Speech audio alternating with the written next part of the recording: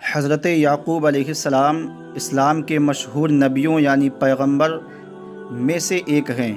یعقوب علیہ السلام ابراہیم علیہ السلام کے پوتے ہیں اور حضرت اسحاق علیہ السلام کے پتر یعنی بیٹے ہیں۔ یعقوب علیہ السلام کے 12 بیٹے تھے۔ ان بیٹوں میں سے ایک حضرت یوسف علیہ السلام ہیں جو یعقوب علیہ السلام کے پسندیدہ بیٹے تھے۔ حضرت یعقوب اور حضرت یوسف علیہ السلام۔ حضرت یوسف علیہ السلام کا قصہ عجیب و غریب ہے، جس کے سننے سے دلوں میں نیک کاموں کی محبت اور پرہیزگاری اور پاک بازی سے لذت حاصل ہوتی ہے۔ اللہ تعالیٰ نے اسے احسن القصص یعنی سب سے اچھا قصہ فرمایا ہے۔ حضرت یوسف علیہ السلام کے باپ دادا پردادا سبھی پیغمبر تھے، جن کی شان میں رسول اللہ صلی اللہ علیہ وسلم نے فرمایا ہے، کریم ابن کریم ابن کریم، کریم کریم کا بیٹا، کریم کا بیٹا۔ حضرت یوسف ایسے صاحبزادے تھے جنہیں خدا نے روحانی اور اخلاقی حسن کے ساتھ ظاہری حسن بھی ایسا بخشا تھا کہ نگاہیں بے اختیار آپ کی طرف کھنچتی تھیں۔ ایک روایت میں آتا ہے کہ اللہ نے حسن کے 10 حصے کیے، 9 حصے حضرت یوسف کو ملے اور ایک حصے میں سے تمام دنیا کو دیا گیا۔ ایک بار حضرت یوسف سو کر اٹھے تو چہرہ سورج کی طرح چمک رہا تھا اور دل سیماب پارا کی طرح تڑپتا تھا۔ حضرت یعقوب نے پوچھا، بیٹا تیرا کیا حال ہے؟ فرمایا، ابا میں نے ایک عجیب خواب دیکھا ہے کہ میں ایک پہاڑ پر ہوں جس کے گرد پانی روا ہے، سبزہ اگا ہوا ہے، پھول کھلے ہوئے ہیں، گویا حسین باغ ہے۔ اچانک 11 ستارے اور چاند اور سورج آسمان سے اترے اور مجھ کو سجدہ کیا۔ حضرت یعقوب نے سمجھا کہ پہاڑ اصل میں بیٹے کی بلند قسمت ہے اور بہتا چشمہ اور سبزہ اور باغ خوش بختی کی نشانی ہے، اور سورج اور چاند 11 ستارے اس کے ماں باپ اور 11 بھائی ہیں جو اس کے آگے جھکیں گے اور اس کے فرما بردار ہوں گے۔ حضرت یعقوب کو اندیشہ ہوا کہ کہیں حضرت یوسف کے بھائی اس سے حسد نہ کریں، اس لیے فرمایا کہ اپنا خواب بھائیوں سے بیان نہ کرنا۔ لیکن بھائیوں کو یوسف کا حال معلوم ہو گیا۔ وہ حسد کی وجہ سے یوسف کے دشمن ہو گئے اور انہیں نقصان پہنچانے کا ارادہ کر لیا۔ وہ روئیل کے پاس آئے جو سب میں سمجھدار تھا اور کہا کہ یوسف جھوٹے خواب بنا کر باپ کو سناتا ہے اور اس طرح باپ کا دل اپنی طرف مائل کرتا ہے۔ روئیل نے کہا، ایسی من موہنی صورت جھوٹ بولے یہ ممکن نہیں۔ کیا عجب کہ اس کے اقبال کا ستارہ ظاہر ہو اور غیب کے پردے سے اس کی خدا بختی نمایاں ہو۔ سب بھائی روئیل کی بات سے اور یوسف کے خواب سے فکر میں پڑ گئے اور حسد کی آگ ان کے دل میں بھڑک اٹھی۔ جب وہ دیکھتے کہ باپ یوسف پر بہت زیادہ مہربان ہیں تو بھائیوں کی بے قراری اور بے چینی اور بڑھ جاتی۔ آخر میں انہوں نے طے کر لیا کہ یوسف کو قتل کر کے اس قصے کو پاک کر دینا چاہیے۔ آپس میں رائے مشورہ کر کے باپ کی خدمت میں پہنچے اور کہا، اے ابا جان، یہ کیا ہو گیا ہے کہ آپ یوسف کو ہمارے ساتھ سیر اور شکار کے لیے نہیں بھیجتے؟ اجازت دیجیے کہ ایک روز وہ ہمارے ساتھ جنگل میں شکار کو جائے اور اپنا دل بہلائے۔ حضرت یعقوب نے فرمایا، اس بیٹے سے میرا دلی لگاؤ ہے، اس کی جدائی مجھے پسند نہیں۔ کہیں ایسا نہ ہو کہ تم غافل ہو جاؤ اور بھیڑیا اسے کھا جائے۔ بیٹوں نے کہا، یہ کیسے ممکن ہے کہ ہم سب کی موجودگی میں یوسف کو کوئی نقصان یا تکلیف پہنچے؟ باپ حضرت یوسف کو بھیجنے پر تیار نہ ہوئے۔ بھائی نا امید ہو گئے۔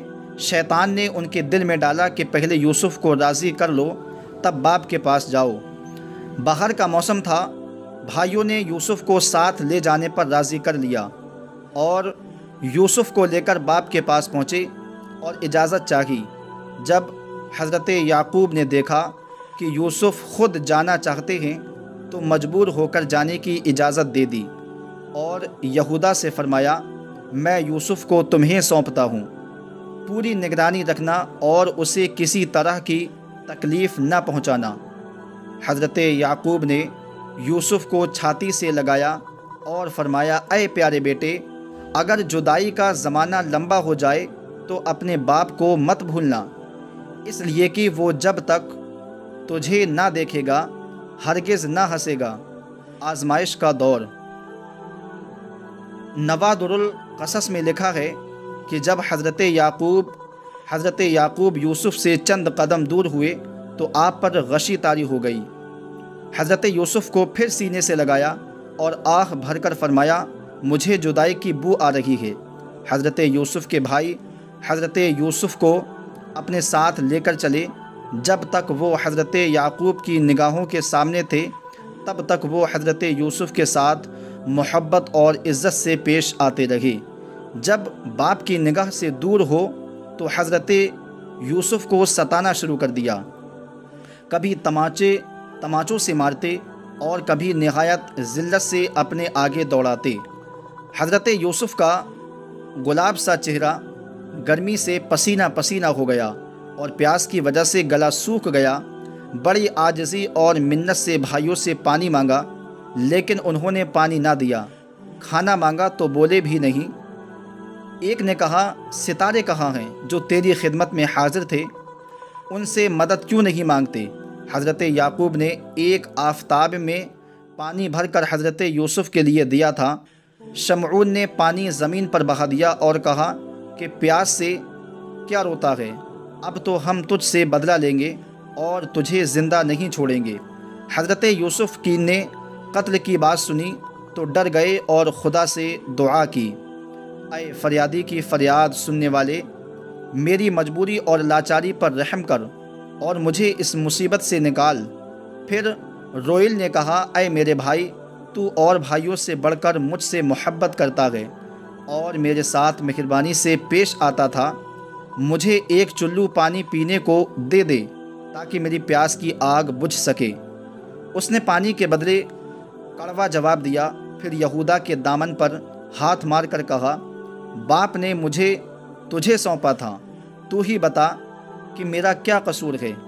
یہودا کو یوسف کی پریشانی دیکھ کر رحم آیا اور بھائیوں کو ستانے سے روکا اور یوسف سے کہا، جب تک میں زندہ ہوں کوئی تیری جان نہیں لے سکتا۔